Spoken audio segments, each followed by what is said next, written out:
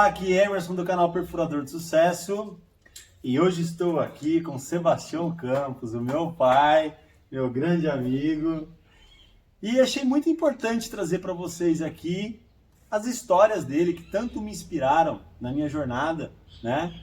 E eu pedi para ele vir aqui hoje no nosso quadro História de Perfurador. Tudo bom, Sebastião? Sim, claro. Estou falando de Sebastião porque as pessoas não lhe conhecem ainda, né? Não sabem aqui a história do Sebastião. Então, muito obrigado, pai, por me dar essa oportunidade aqui de estar com o senhor. Tenho certeza que tem muitos filhos aqui que queriam ter essa oportunidade, né? De ter o pai vivo ainda. É ótimo estar aqui e falar para os seus seguidores. É ótimo. Legal. Bom, quem não sabe, meu pai também já trabalhou com perfuração de poços artesianos durante muito tempo, né? E hoje a gente estava aqui conversando e aí surgiu aqui várias ideias que podem lhe ajudar, né? Na sua jornada, na jornada sua aí, que trabalha com perfuração, ou está pensando em entrar no ramo de poços artesianos, né? E aí o senhor estava me contando hoje, pai, sobre quando o senhor começou. Conta pra gente aqui como que foi a sua trajetória lá no início. O início do meu trabalho com poço semi-artesiano, é bom ressaltar que eu trabalhei na Bombas Leão durante 11 anos. E um período em que eu visitava muita boca de poço, visitava empresas de perfuração, e eu fui apanhando gosto e acabei me apaixonando pelo ramo de perfuração de poço. O ramo de perfuração de poço é uma coisa que exerce esse fascínio, exerce esse atrativo, porque é muito gratificante. Você, embora você sofra bastante, é trabalhoso, é difícil, mas por outro lado também é gratificante porque você beneficia sempre uma comunidade, alguém com a final do poço artesiano, que é a água, né? Ô pai, eu cresci escutando isso do senhor e eu acho que eu não tinha essa clareza de que o nosso trabalho ele tem esse benefício e trazer esse recurso tão precioso que é a água. E eu via assim, toda vez que eu ia com o senhor numa obra, eu via o carinho que o senhor tinha, né, com os clientes e com a entrega do serviço, e isso serviu muito na minha formação, né? Não só de caráter, porque eu também eu era bem novo, mas o amor, o carinho que o senhor tinha com o cuidado na entrega do trabalho. Tenho certeza que isso ajudou muito na minha formação profissional. Isso foi uma associação muito feliz na minha vida, porque eu, não só sendo apaixonado pelo ramo de poço, eu acabei arrastando você também. E eu fico feliz que hoje você trabalhe com poço artesiano, que você tenha dado sequência ao meu trabalho. Foi apenas o começo, que hoje é verdade que você evoluiu bastante. Felizmente você evoluiu, buscou novos caminhos, novos conhecimentos, e isso foi ótimo, maravilhoso. E eu fico muito orgulhoso disso, entendeu? Porque perfurar poço, na verdade, é um trabalho social, se você observar. Porque você chega em locais que não tem uma gota d'água e quando você vai embora dali, você deixa muita gente sorrindo com aquela água lá. Isso aconteceu no Nordeste comigo, no Goiás, no Paraguai, por onde nós passamos, em Foz do Iguaçu, todos os lugares pelos quais nós passamos, a gente sempre deixou as pessoas sorrindo por ter água e por estarem felizes. Esse é o objetivo da perfuração. Ô pai, conta como que o senhor começou?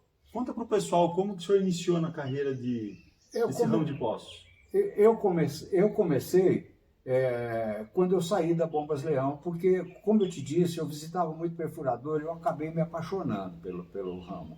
E eu conheci um perfurador em Brasília e eu disse para ele que... Era o Djalma?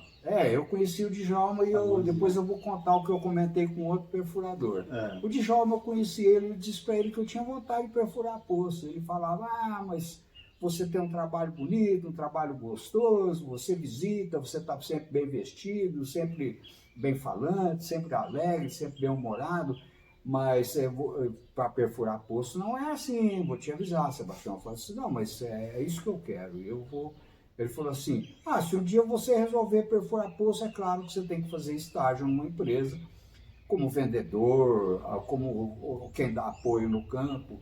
E aí nós estamos às ordens aqui. Se você vier para cá, você vai enriquecer o quadro de colaboradores nossos.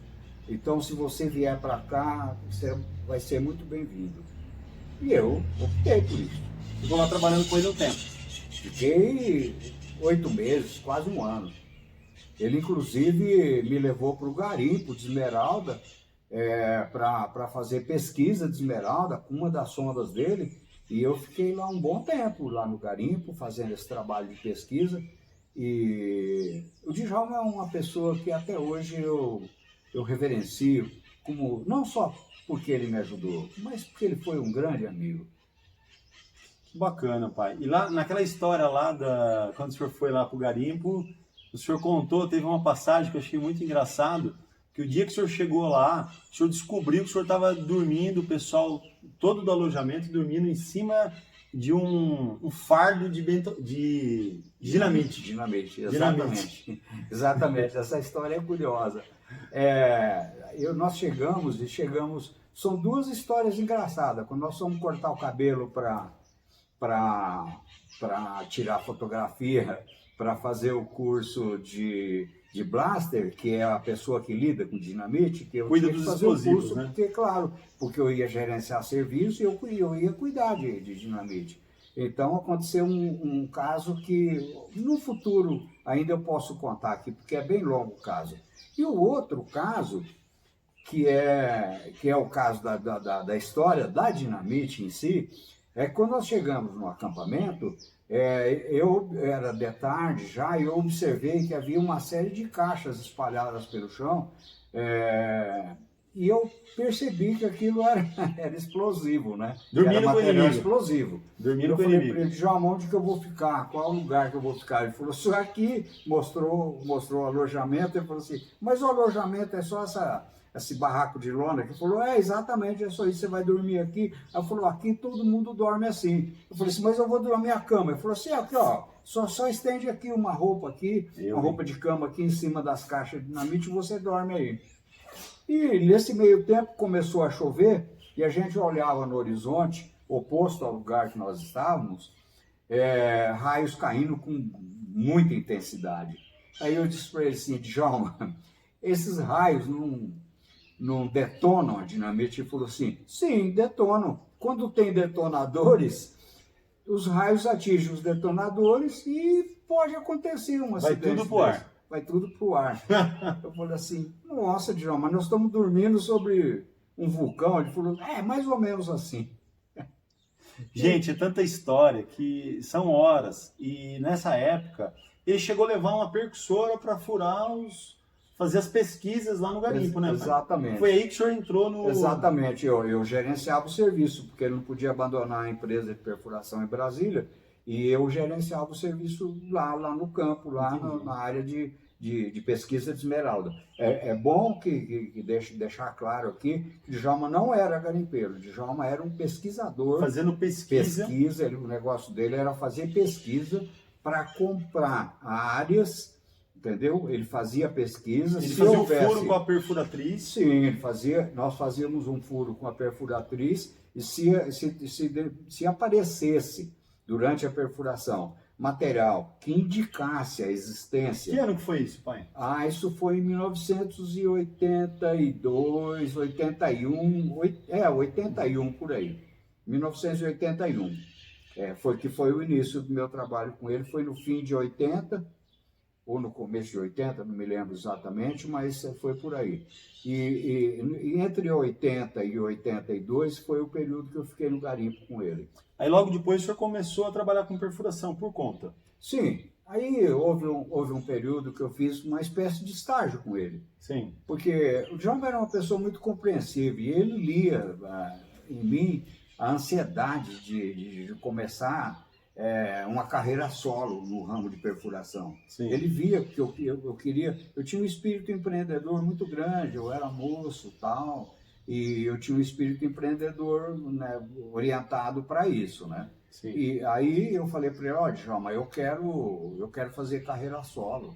Eu não tenho nada contra a sua empresa, nem contra ninguém, tá tudo bem aqui, mas eu quero fazer carreira solo.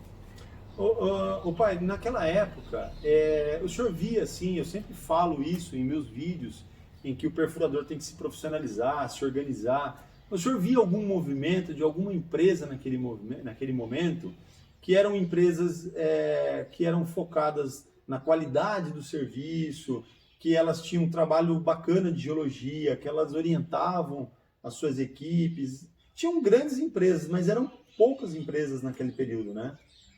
Eram poucas empresas, mas haviam empresas grandes, tinha empresas como a Tejaner, que hoje é extinta, que tinha 60, 70 máquinas, que era de um sueco.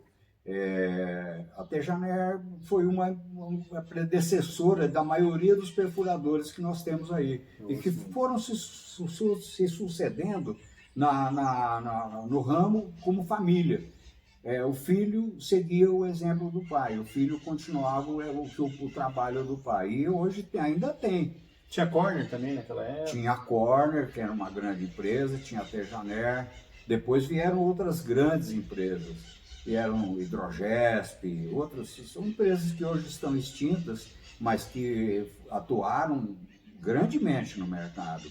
E que até hoje a gente vê nos registros dos poços de 50, 60 anos, a gente vê poços de 350, 400 metros já perfurados naquela época. Então, já havia muita tecnologia envolvida, entendeu? Tecnologia, aqui no Brasil tinha alguns suecos, alguns americanos que se instalaram aqui no ramo de poço, e todos eles exercendo essa atividade de perfuração. Naquela época, porque hoje é uma coisa muito comum quando as pessoas perguntam pra gente como a gente escolheu um local. Naquela época já usava o estudo geofísico, radiestesia. O que o senhor mais via naquele período dos anos de 80, 90? Como que as pessoas locavam um poço? Olha, naquele tempo não havia muito assim critério, não havia muita procura por esse tipo de trabalho de radiestesia, de geofísica, esse trabalho de pesquisa de solo. Perfurava. Porque naquele tempo não havia o número de poços que nós temos hoje. Sim. Não havia os poços, a exploração naquele tempo de poço artesiano não era tão grande. Então, raramente você necessitava de procurar a água assim. Hoje a água está mais escassa, então hoje é mais difícil você obter sucesso na primeira perfuração. Mas naquele tempo, você perfurava 40, 50, 60, 100 metros, já você encontrava água, já se partia do princípio de 70 metros. Eu acredito também que a gente tinha uma outra condição geológica. Outro ciclo hídrico, né? Porque certo. Você tinha uma quantidade maior de água. Exato. Você deu nome para a questão. Sim. Chama-se ciclo hídrico. É exatamente Ou seja, isso. Tinha mais abundância de água. Exato. Então, esse problema de água que a gente enfrenta hoje, que a gente escuta hoje, né? Problemas de água, já início de desertificação, né? Tá virando deserto em vários lugares. Né? Seca muito prolongada em alguns lugares, né? E também capital de São Paulo, que às vezes o pessoal tá tentando perfurar poço e não está encontrando água, porque nos centros urbanos foi tudo impermeabilizado, as ruas foi tudo mal planejado, asfalto, guia sem captando água. Hoje você tem projetos, né? Principalmente tem várias cidades hoje com planos de construção que, se não houver uma construção nesse sentido, preservando, fazendo a recarga do recurso hídrico, né? Então, eu acho que naquela época nem se falava nisso, né? E não tinha também o problema do centro grande. Até Brasília naquela época estava começando, né, pai? E nós trabalhamos junto em Brasília na época de 88, 89, Exato. quando Brasília estava expandindo. Exatamente. Né? E ali eu já vi um movimento muito grande de empresas de perfuração já se instalando na região, e poucos sabiam, não se profissionalizavam. E a gente trabalhava com percussoras na época, né, pai? Exatamente, Né? exatamente. Percussoras e assim, era muito mais lento o trabalho, né? Porém, a gente via que existia uma técnica. Eu já naquele período, eu já via que o pessoal trabalhava e já tinha um sentido assim, o pessoal preocupado já com a qualidade, porque a empresa na época que a gente trabalhou junto, que eu vi o senhor trabalhando na Lapa, já tinha vários geólogos, né, pai? Trabalhando. Tinha, trabalhei com muitos geólogos famosos. Eu tenho muitos amigos geólogos que são famosos. Tem grandes geólogos, grandes profissionais da área, que atuaram em Brasília, que atuaram aqui no estado de São Paulo comigo, e que eu conheci também no tempo das Bombas Leão, porque eles trabalhavam nas empresas que eu visitava. E eu acabei fazendo amigos no estado do Paraná, no estado de São Paulo, em Brasília, em Foz do Iguaçu, todos os lugares para onde nós fomos, a gente sempre fez muitas amizades com grandes profissionais da área. Sim. Eu reverencio essa classe de geólogo como grandes profissionais dedicados à pesquisa de água. Sim. Eu conheço grandes profissionais e eu admiro muitos deles. Admiro, sou fã deles. Eles, para mim, são verdadeiros ícones. O pai, sabe que eu toquei nesse assunto pelo seguinte. No meu canal, do canal do YouTube, eu tenho muita procura de solução. E às vezes as pessoas falam assim, mas eu perfurei 150 metros, 200 metros e não encontrei água. Só que assim, na minha formação, embora não tenha feito geologia, né, eu sempre trabalhei como perfurador, vocês já sabem disso já, mas eu sempre recomendo o seguinte, olha, procura o geólogo da empresa que perfurou para você. E eu fico triste, pai, porque é o seguinte, muitas vezes eu vejo o cliente mal orientado e às vezes o perfurador não conseguindo achar uma solução porque ele não tem uma parceria com um geólogo, entendeu? Porque quando o perfurador perfura numa região, 1 ou 2 ou 3, vários poços secos, aí você tem que buscar o conhecimento. Na verdade, a informação ela tem que preceder da perfuração. E não na hora que você já perfurou o poço e não encontrou água. Entendeu? Então, eu fui feliz, pai, porque é o seguinte, quando o senhor começou a trabalhar, que eu comecei a aprender a trabalhar com perfuração, a gente sempre teve geólogos na nossa volta dando uma resposta, Exatamente. um feedback ali do que a gente ia encontrar. Se era um arelito, se era um granito, se era uma rocha. Por exemplo, quando a gente trabalhou em Foz do Iguaçu, né, a gente trabalhava lá numa região do basalto, e algumas situações lá, não sei se o senhor se recorda, isso em 94, por aí. 93, 4. Onde a gente começou a encontrar água salgada no basalto. E aí os clientes começaram a reclamar. O que a gente fez? Já procurou um geólogo, já foi procurar. Que aquele índice de salinidade ali na região era comum. Pô, você está longe do mar e como que tem sal? Então, gente, vocês que estão escutando a gente aqui, eu sempre falo isso. Você quer ter sucesso empreendendo no ramo de poços artesianos? Procura um geólogo na sua região. Porque daí você vai conseguir dar uma consultoria para o seu cliente vai se sentir seguro e aí você vai conseguir ter o sucesso no seu negócio, sabe?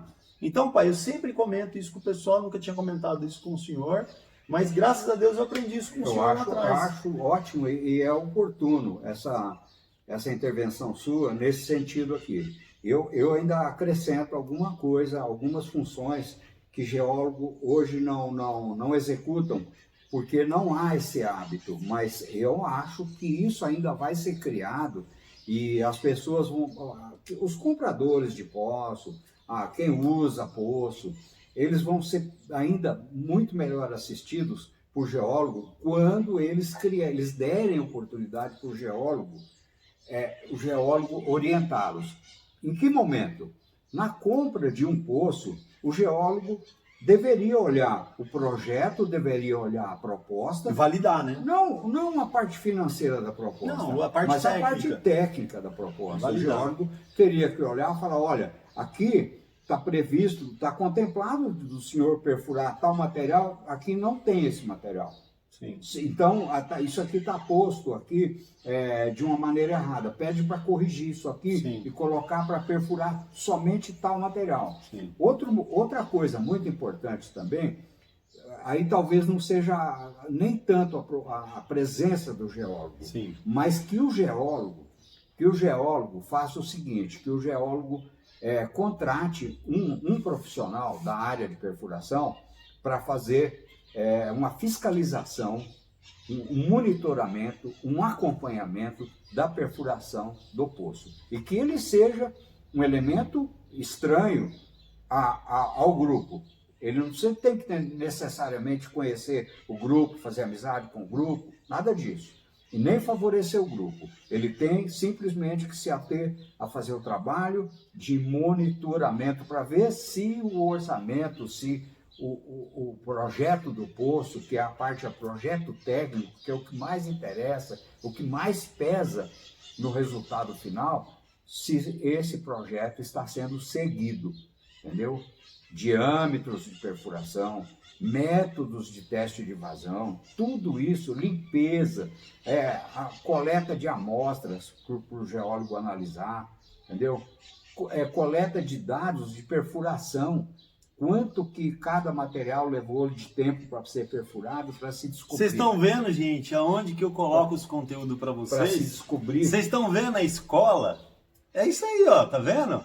Então nada é por acaso. Graças a Deus eu tive, né, o professor aqui, ó. Esse é o professor, entendeu?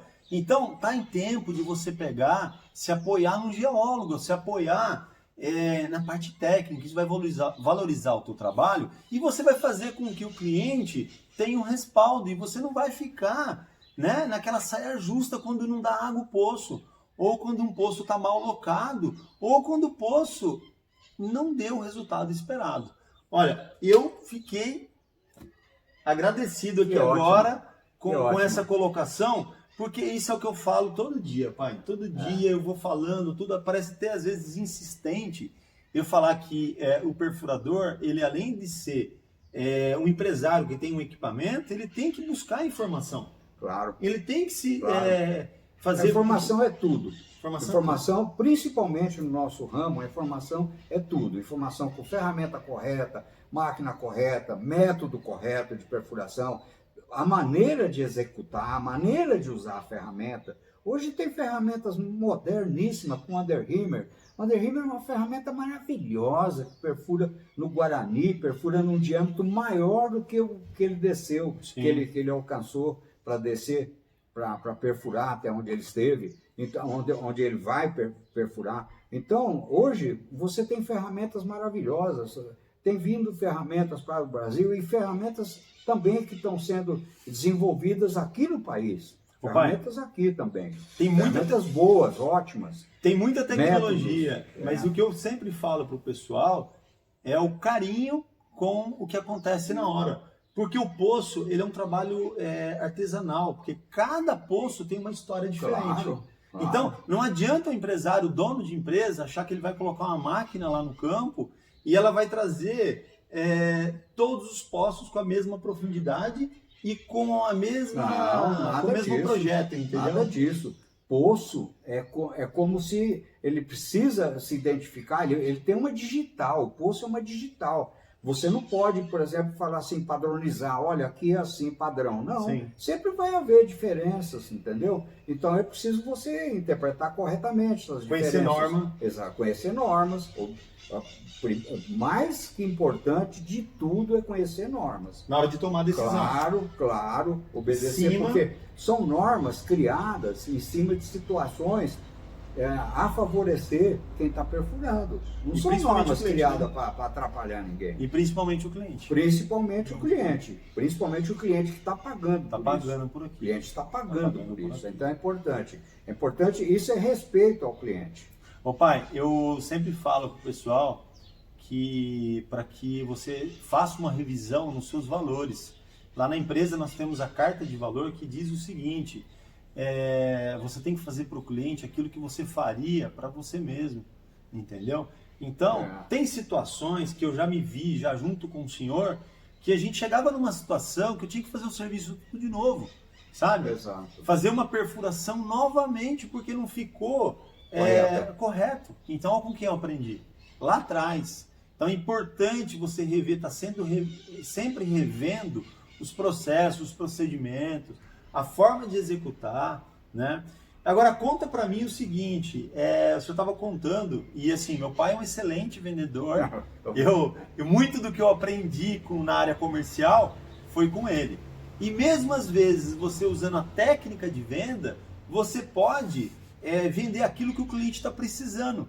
Porque a pior coisa que tem é você encontrar um vendedor que tenta te empurrar, vender alguma coisa que você não precisa. Então, as histórias do meu pai sempre me inspirou, entendeu? Inclusive, eu queria que ele contasse para vocês aqui sobre o posto reserva. Eu aprendi a vender posto reserva, entendeu? Muito respeito aos meus clientes que estão nos escutando aqui agora, entendeu? Porque tem clientes que às vezes têm a necessidade de uma estrutura muito eficiente e precisa de um segundo poço. E como que foi essa história, pai? Essa história, ela é engraçada porque ela envolve um período em que não era tão comum você ter nem bomba submersa reserva, quanto mais um poço reserva. Um já era difícil, né? Já era difícil, o poço sempre foi... O valor era muito alto. O valor alto, né? Valor difícil, havia poucas empresas no Brasil. Qualificadas também. Qualificadas, a qualificação das empresas nem sempre era a melhor, né? Mas eu fiz um poço na BR-040, no ano de 81, 82, por aí, mais precisamente 82. Eu fiz um poço para um cliente na BR-040, que é Brasília-Rio, né? Brasília e Belo Horizonte. E eu perfurei então esse poço e chamou a atenção de uma outra pessoa que havia comprado uma chácara ali perto e havia comprado também um lote para fazer casas para alugar, no quilômetro 22, num ponto estratégico da estrada ali. Já havia uma pastelaria, já havia um comérciozinho local, uma casa de material de construção. E eu conheci esse segundo cliente, ele era um comerciante de Brasília. Eu conheci esse segundo cliente, uma pessoa muito afável, uma pessoa maravilhosa, de quem eu não me esqueço. E eu vendi para ele o poço, fiz o poço, coloquei a bomba, tudo. Durante o teste de vazão, ele me questionou: Sebastião, esse poço aí e tal, esse equipamento que você colocou aí, ele não dá problema? Claro que dá, é um equipamento elétrico mecânico, né? Ele tem um motor elétrico e a parte hidráulica é mecânica. Então é óbvio que ele corre o risco, sim, de cair um raio, acontecer algum problema, uma areia estragar, se o poço der areia pode estragar. Ou seja, tudo pode acontecer, claro, e você ficar sem o poço. Claro, você pode ficar sem a bomba. Aí a conversa era sobre a bomba. Sobre uma bomba reserva. Aí a bomba reserva. Aí eu vendi uma bomba reserva para ele e oportunamente houve uma situação, algum tempo depois, em que ele precisou substituir, porque deu um problema na bomba, precisou substituir. Aí eu substituí, eu mandei a bomba para o conserto, peguei de volta. Quando eu levei a bomba de volta para ele, a bomba, ela passou a ser a bomba que era usada passou a ser a bomba reserva, e a nova dentro do poço. Quando eu levei para ele, ele falou assim: bom, agora eu não tenho mais risco nenhum, né? Eu falei assim: amigo, olha, nós praticamente não vivemos sem risco. Como que o senhor vai prometer uma coisa que o senhor não pode? Exato. Olha aí, exato. Gente, o importante. Exato. Não, eu não vou falar, não, você não tem risco. Claro que você tem. Você tem risco, você se levantou de manhã e entrou dentro do seu carro, você começou um dia de risco. Todo lugar. Olha a importância de você ter clareza para explicar para o cliente, exatamente. Conscientização. Imagina você vender um poço para um condomínio, um loteamento de 300, 400 casas e falar que ele vai ter um poço só. Não, isso aí não existe nenhum risco de você. Não, existe sim. O poço pode solapar, o revestimento do poço pode sofrer ação de corrosão, e muita coisa pode acontecer que pode afetar a produção de água do seu poço. Ah, mas eu não gostaria que acontecesse isso com meus inquilinos, dele ficar sem água e tal. Ah, ótimo, não tem, então você teria que ter um segundo poço, né? Ele pegou e falou assim: quanto custa um segundo poço? Eu achei estranho ele, sabe, se convencer tão rápido, mas eu achei muito bacana da Ele parte entendeu dele. o valor. Claro, ele entendeu o valor. Entendeu o Aí valor. eu falei para ele, ó, eu vou pesquisar. Ele falou, não, manda o perfurador que perfurou para mim aqui, Já fazer. vim fazer tal. Ó, o perfurador que fez aqui para você, mas fui eu, mas eu não posso vir te fazer esse poço. Então manda um amigo teu vir fazer, você fiscaliza para mim, você acompanha para mim, para que saia tudo como saiu desse aqui. Eu falei, tudo bem, eu faço isso para você. Então ótimo. Aí comprou o poço reserva. Então as pessoas tinham uma ideia de falar assim, o Sebastião é o único vendedor que eu conheço que vendeu um poço reserva.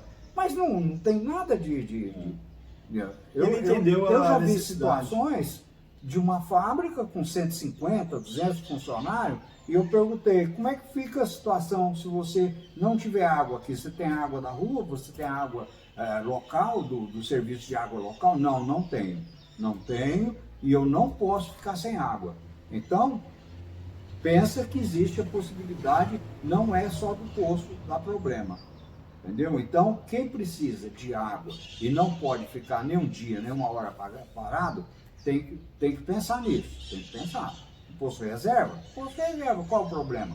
É um investimento para que você não sofra paralisação do teu trabalho, só isso. Ô pai, para encerrar aqui, eu quero contar uma passagem da minha vida que talvez inspire aí você que é pai, né? E graças a Deus, como eu disse aqui no início, eu graças a Deus tenho meu pai ainda. Obrigado.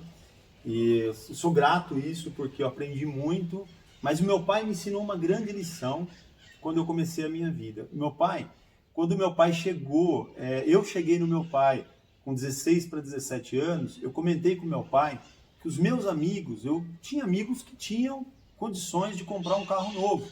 Falei, pai, meu amigo comprou um carro novo, tudo tal. E meu pai me ofereceu, ao invés de um carro, ele falou, filho, o pai vai te dar um caminho que você vai aprender a ganhar múltiplos carros, entendeu? Sabe aquela história de você entregar a vara e não o peixe?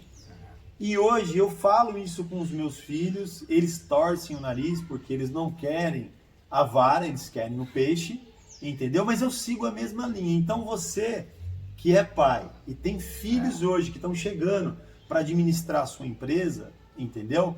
Gente, eu trabalhei desmontando bomba, eu trabalhei tirando bomba de poço, eu trabalhei em percussora, eu tenho amigos aqui que sabem disso, e eu fico honrado, porque eu tive o caminho certo. Não que você tenha que pegar o seu filho e humilhá-lo, não, nada disso, eu não estou dizendo isso, eu estou dizendo que você tem que passar para o seu filho o conhecimento, os valores, entendeu? Então, eu quero trazer aqui essa rica experiência, entendeu? Agora vocês sabem quem que é o professor, não sou eu, entendeu? E é isso aí. Então, em uma breve oportunidade, né, pai? A gente pode trazer aqui outras histórias que agreguem valor às pessoas que estão começando aqui no ramo de poço. Pai, a gente tem vários alunos lá no Método Perfurador de Sucesso que estão iniciando agora, que tenho certeza que essas histórias vão inspirá-los e até quem já trabalha há um bom tempo no poço, né? Trabalha com construção de poços artesianos. E assim, saiba que a profissão de perfuração de poços artesianos é uma das melhores profissões que tem. Eu aprendi isso com meu pai. Mas assim, se você não se profissionalizar, tudo isso que a gente falou aqui hoje, se você não transformar sua empresa numa empresa profissional, ou se você que tem uma pequena empresa e tem a máquina, e você mesmo trabalha na máquina, não começar a usar a técnica certa, me desculpa, mas infelizmente você vai ficar em algum momento da estrada da jornada. Nós contamos uma história aqui de sucesso, em que meu pai ainda trabalha com poço desde 1982, e eu trabalho com perfuração ainda, e graças a Deus, acabei fundando uma escola para perfurador. Então, gente, olha que história bacana, entendeu? Então, crie você a sua história, faça da sua missão, dos seus valores, registros para as próximas gerações, tá bom? Muito obrigado, pai. Eu fico agradecido. E olha, foi difícil de trazer ele aqui. Agora ele vai querer sempre voltar, eu tenho certeza. Né, vai? Tuas ordens. Tá bom? Gente, gratidão, um grande abraço e fiquem com Deus.